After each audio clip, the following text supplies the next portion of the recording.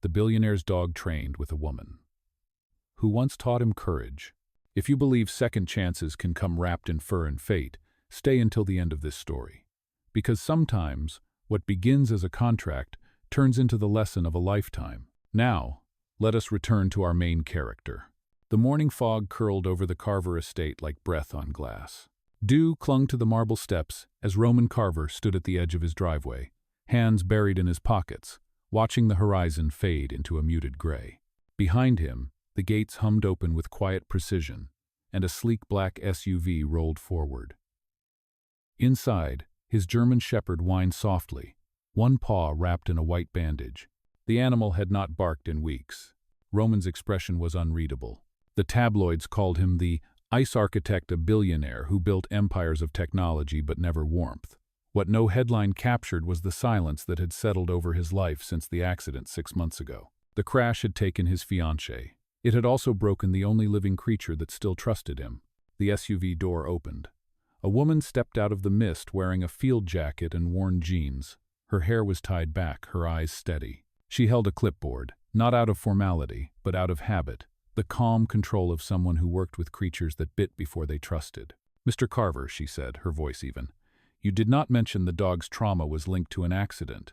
Roman turned, startled by the familiarity of her tone.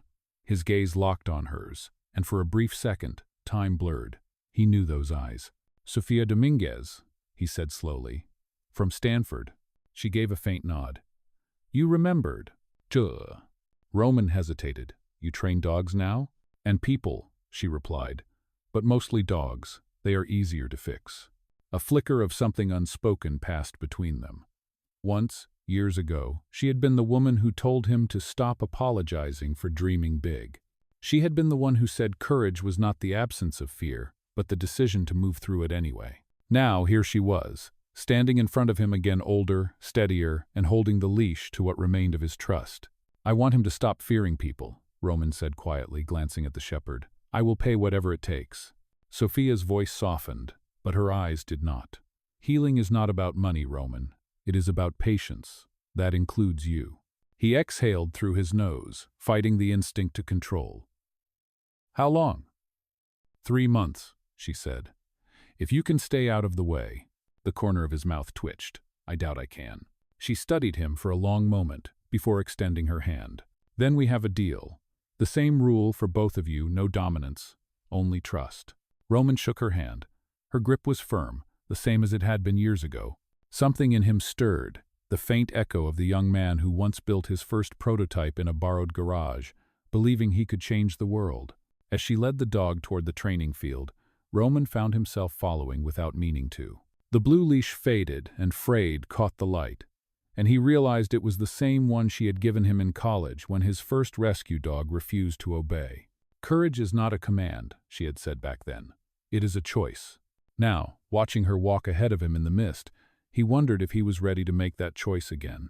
The sound of the leash clicking echoed across the empty yard, sharp and deliberate like the start of a lesson neither of them had expected to repeat. Before we continue, I have a small favor to ask. Please hit subscribe and turn on the notification bell so you never miss our channel's new videos. It is quick, free, and the best way to support us in bringing you more dramatic stories. Your support means the world to us. Where are you watching from? Drop your city or country in the comments below. Thank you very much. Now let us continue the story. The ranch sat on the outskirts of Napa Valley, a stretch of land where early mornings smelled of hay, coffee, and quiet beginnings. Sofia's rescue center, Haven Ridge, looked nothing like the sterile glass offices Roman was used to. The fences were hand-painted, the kennels uneven but clean, and every sound from barking dogs to chirping birds carried the rhythm of a place built from care, not profit. Roman stood beside his driver, observing the setting as if it were another business deal. He wore a tailored coat that did not belong in the dust. Sofia noticed the way he held his phone, as though he could outwork grief with control. "Leave the phone in the car," she said without looking at him.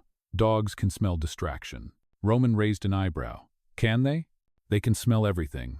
Fear, pride, even pretense." He hesitated, then slipped the phone into his pocket. The German shepherd, Max, limped beside Sofia, his gait cautious but curious. "His name is Max?" she asked. Roman nodded once. He has not responded to it since the crash. Then we will let him choose when to respond again, she said. Healing is not obedience, it is permission. The words stung more than he expected. Roman followed, as she guided Max into a fenced field bordered by oak trees. A wooden sign read, "Training with trust only." Sofia knelt in the dirt, letting Max sniff her hands. She whispered something soft and patient, her tone low and rhythmic.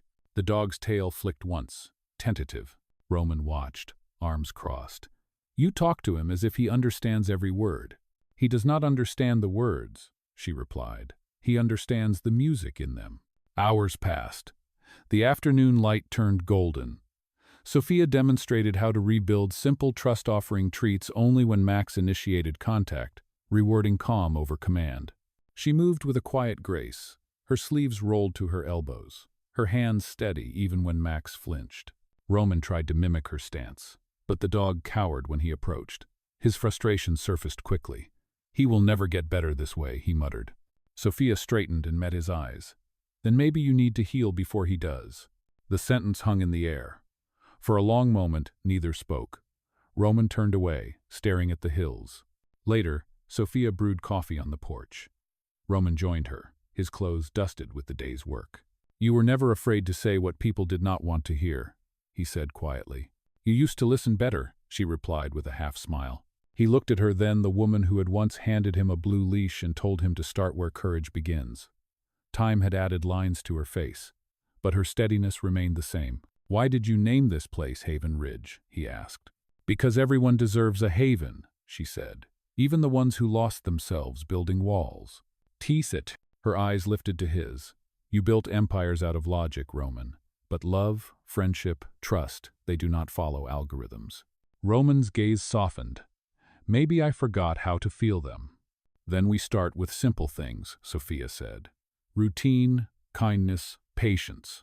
As the evening wind swept through the valley, Max trotted toward them, his injured paw barely grazing the ground. He dropped a small stick at Roman's feet and waited. Roman stared down, surprised. "What does that mean?" Sofia smiled faintly. "It means he is offering you a chance to play. You should take it." Roman bent, picked up the stick, and tossed it gently. Max bounded after it, slower than before, but freer. When he returned, Roman laughed under his breath. A sound Sofia had not heard since college. "See," she said softly, "the first command is not sit or stay, it is trust me." The sun dipped behind the hills, painting the sky in shades of rose and gold. For the first time in years, Roman Carver did not think about the boardroom, the shareholders, or the headlines. He thought about a leash, a woman, and a dog who had just reminded him that courage could still be learned. The next morning, the fog lifted early, revealing a sky brushed with pale blue. Roman arrived at the ranch before sunrise, surprising even Sofia. She was already outside, tying her hair back and preparing the day's exercises. Max circled her legs, tail wagging slightly, a small miracle considering the weeks of silence he had lived in. Roman held 2 cups of coffee. "One for the trainer," he said, handing her a cup. Sofia accepted it with a raised brow. "You remembered I take it black." "I remember more than I admit," he replied. His tone carried the faint warmth of a man rediscovering conversation. They walked to the training field together.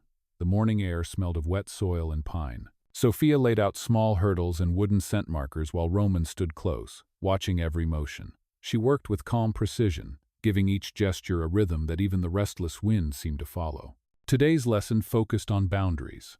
Sofia showed how to signal commands without pressure, how to create space that invited trust rather than fear. Roman listened, nodding, trying to quiet the restless need to control every detail. When Max hesitated before a jump, Sofia knelt beside him, whispering encouragement. Roman's instinct was to raise his voice, to demand progress, but he stopped himself. "He is scared of failing," Sofia said quietly. "He mirrors you."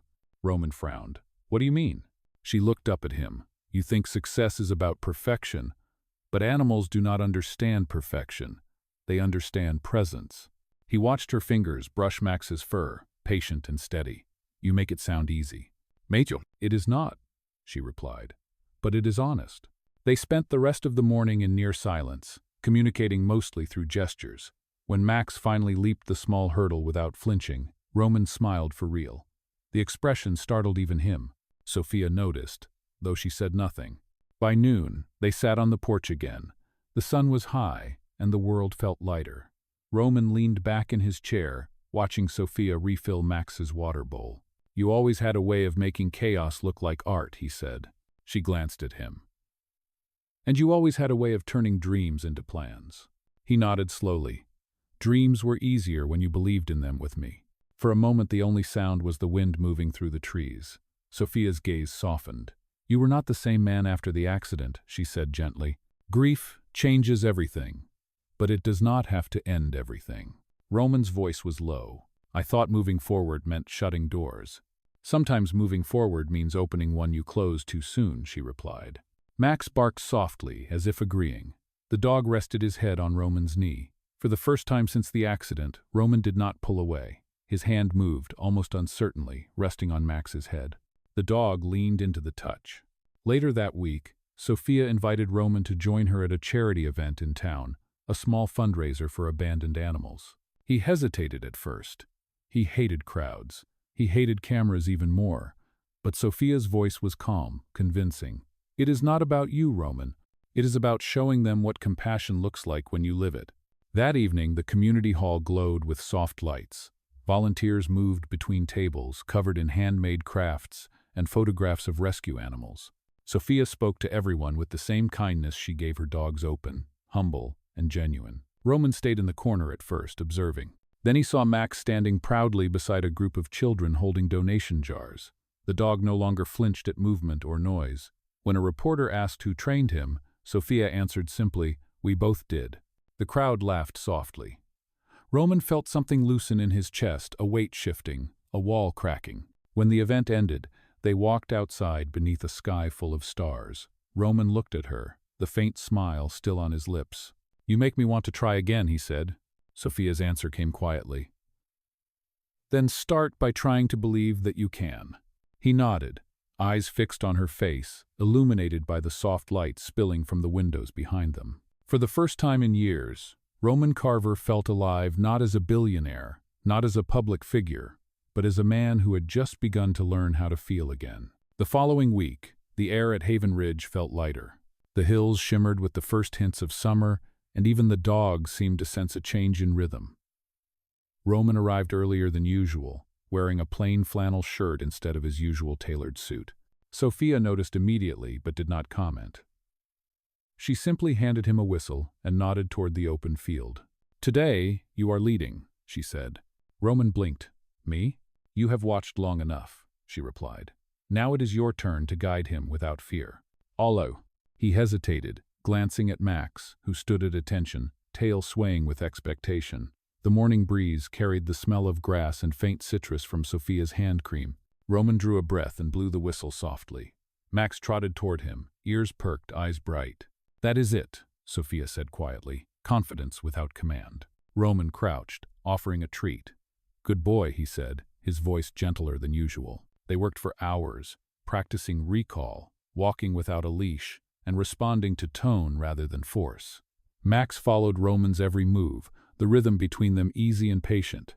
When the session ended, Sofia clapped her hands once. "Not bad for someone who used to think loyalty could be bought," she teased. Roman laughed, a genuine sound that startled them both. "I am still learning the difference." Sofia smiled, brushing a strand of hair from her face. "That is the point, Roman. Healing is not a lesson you finish. It is a habit you keep." Later that day, she invited him to join her on a supply run into town. They drove with the windows down, the scent of lavender fields drifting through the air. Roman looked out the window, remembering the simplicity of days before the world knew his name.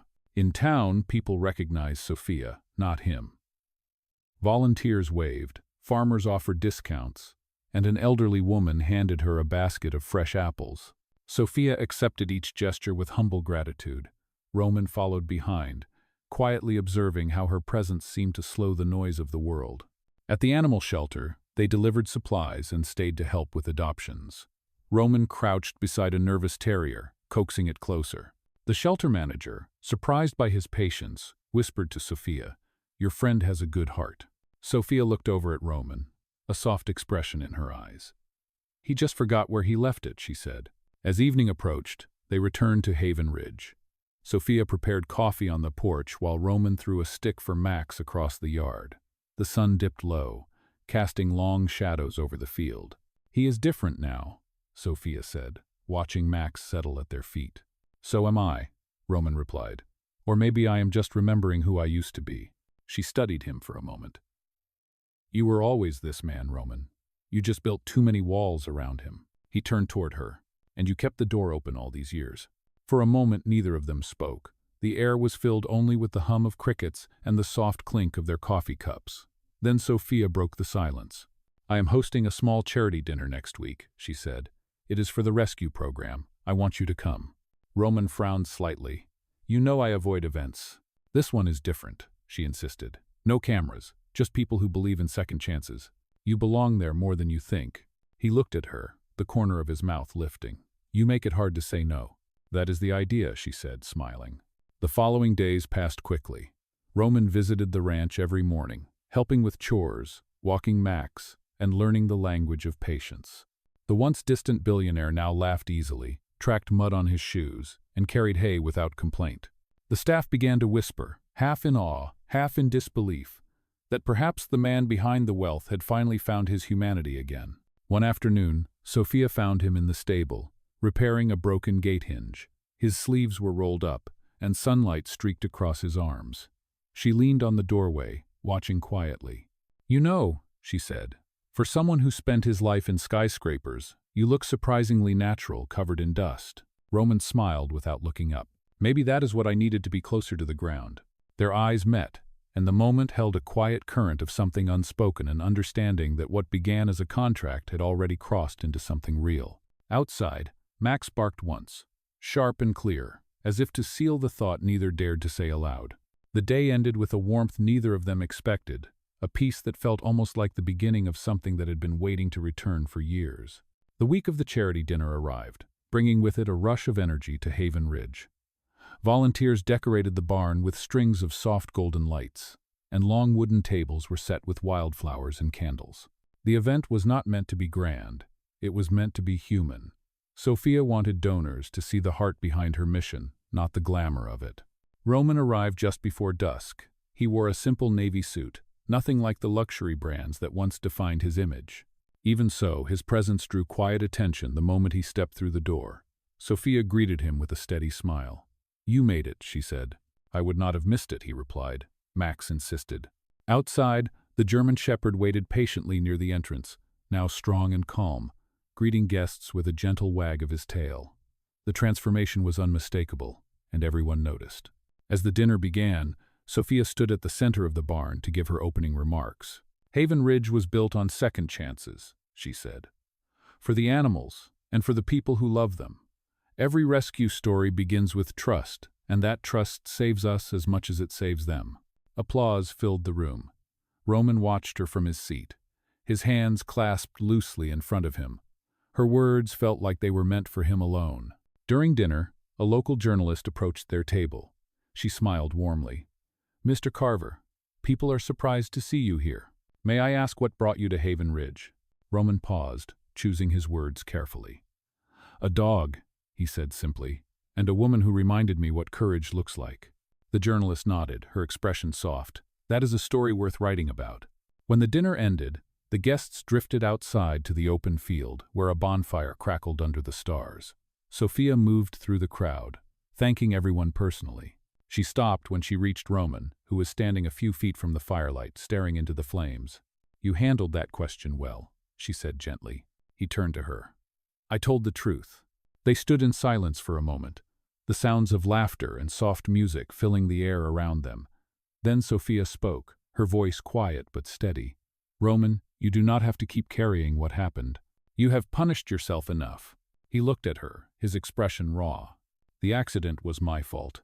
I was the one driving that night. I thought I could save her. Instead, I lost her, and I lost myself." Sofia stepped closer. "Grief is not debt, Roman. You do not repay it by staying broken." His voice trembled slightly. "Then what do I do?" "You live," she said. "You build something good from what remains. That is how you honor the past." The firelight flickered across their faces. He wanted to believe her. For the first time, he almost did. A moment later, One of the volunteers called Sofia's name. "They want you for a photo." She nodded and turned away. Roman watched her go, his heart unsteady. He looked down and saw Max sitting beside him, watching him closely, as if waiting for a command. Roman reached down, his hand resting on the dog's head. "You knew before I did you not?" he murmured. Max's tail brushed against the grass. The next morning, the ranch was quiet again. Roman arrived early to help clean up after the event. He found Sofia in the barn, packing away tablecloths. When she looked up, he was holding a small wooden frame. Inside it was a photograph from the night before, Sofia standing beside Max, both smiling under the lights. "I had this printed," he said softly, "for your office." Sofia accepted it, touched. "Thank you." He hesitated, then added, "You gave me something last night I did not expect. Peace." She looked at him for a long moment. "You gave it to yourself, Roman. I just reminded you how." They shared a quiet smile before turning back to their work. Outside, the morning sun painted the fields in soft gold. Max ran ahead, free and fearless. For the first time in years, Roman Carver felt that same freedom stirring inside him. He glanced toward Sofia, who was laughing at something Max had done, her eyes alive with light. And in that simple moment, he realized that healing was not about forgetting what had been lost. It was about remembering how to begin again. Days after the charity dinner, Haven Ridge settled into its familiar rhythm again. The banners were taken down, the tables returned to storage, and life at the ranch resumed its quiet pulse. Yet something in the air had shifted. The silence between Sofia and Roman was no longer heavy. It was thoughtful, expectant, almost tender. Each morning, Roman continued to visit the ranch. He had begun helping with chores before Sofia even asked. He shoveled hay, carried feed, and took Max for long walks through the back trails. The billionaire who once spent his days negotiating global contracts now spent his hours brushing dogs and fixing fences. And somehow that felt right. One morning, Sofia found him in the paddock, teaching Max to respond to voice commands without a leash. The dog followed every direction, tail wagging in perfect rhythm. Roman looked up when she approached, his expression bright. "He trusts again," he said. Sofia nodded. "Because you do." Their eyes met, and a quiet warmth passed between them. There was pride in her gaze, but also something deeper, something that neither of them dared to name. As the days turned into weeks, Sofia noticed how much Roman had changed. He spoke softer now, listened more, laughed easily. The sharp edges that once defined him had worn down, replaced by a calm she had never seen before. Sometimes she caught him looking at her, his eyes searching for something words could not hold. One afternoon, while they were cleaning the kennels, Sofia's phone buzzed. She glanced at the screen, her expression tightening. Roman noticed. "Everything all right?" he asked. "It is the bank," she said quietly. "They want an updated statement. The expansion loan still has not cleared." "Arding."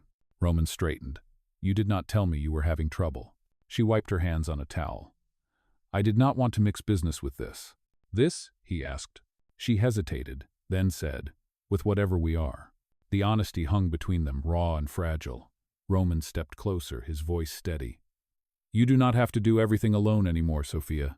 I have done it alone for a long time," she said softly. "It is what keeps Haven Ridge standing." "Tum." He looked at her, the same way he had once looked at an unsolved problem, curious, determined, full of care. "Let me help," he said, "not as a billionaire, as someone who believes in what you built." She opened her mouth to protest, but he added gently, "You helped me rebuild myself. Let me return that grace." That night, after everyone had gone home, Sofia sat in her office, staring at the stack of invoices on her desk. She thought about his offer, about the way he had said grace, as if it were the rarest form of currency. Finally, she exhaled and reached for her phone. "Roman," she said when he answered, "I could use your help, but only if you let me decide how." He smiled through the phone. "You have my word." Over the next few days, they worked side by side. Roman reviewed the business plan, while Sofia coordinated new partnerships with local shelters. The two of them spent long hours in the office, arguing gently over details and laughing at mistakes. Max slept beside their desks, his soft snores breaking the silence. One evening, as the last light faded from the sky, Sofia leaned back in her chair. "I had forgotten how good it feels to share the work," she said. Roman looked up from his laptop. "You mean to trust?" She smiled. "That too."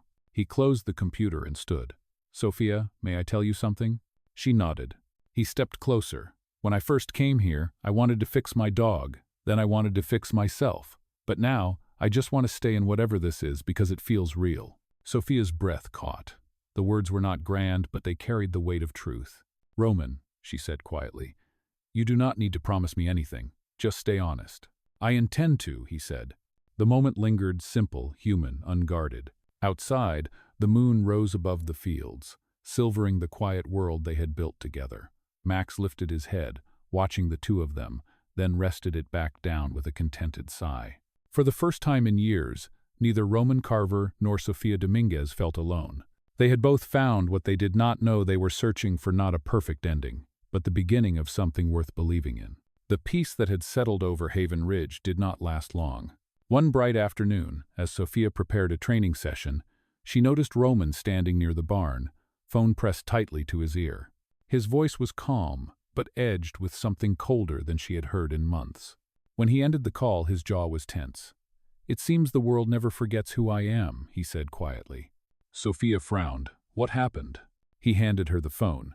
A headline glared from the screen. "Billionaire Roman Carver, accused of staging charity involvement to revive his image." Beneath it were photographs from the dinner. Roman beside Sofia, his hand resting gently on Max's leash. The caption twisted the truth into spectacle. Sofia felt her stomach drop. "Who would publish this?" "My competitors," Roman replied. "They have been waiting for something to use against me." Her voice hardened. "Then tell the truth. Tell them this was real." "You," Roman shook his head. "They would not believe it. To them, everything about me is calculated. Even kindness looks like a strategy." He walked toward the fence, his steps heavy. Sofia followed. "So what will you do?" He looked at her, and for the first time there was fear in his eyes. "They will come after you too, Sofia. They will say you sold the story for money, that this was part of my image campaign. I cannot let your name be dragged into that." "Konka." "Roman," she said firmly, "you are not protecting me by running from this." He said nothing. The silence between them stretched until it hurt. That evening, the first wave of reporters arrived at the ranch gates. Cameras flashed, questions flew, and the quiet sanctuary of Haven Ridge turned chaotic. Volunteers tried to keep order, but the noise was relentless. Sofia found Roman inside the main office, signing a document. "What are you doing?" she asked. He did not look up. "Ending the contract early. Officially. That way, no one can accuse you of anything." Her eyes widened. "You cannot just walk away because they are loud." He finally met her gaze. "I am walking away so they do not destroy what you built." Tears welled in her eyes. Anger and sorrow tangled together. "You once told me healing was not about control. You taught Max to stay, not to run." Roman's voice broke. "And you taught me courage. But maybe courage means knowing when to leave." Domai. He left before dawn the next morning. By midday, the story had spread everywhere. Sofia refused to comment. She stayed focused on the animals, on the quiet rhythm of the work, but the emptiness was sharp. Max wandered the grounds, confused by the absence of his owner. Days passed. The noise in the press began to fade, replaced by newer scandals.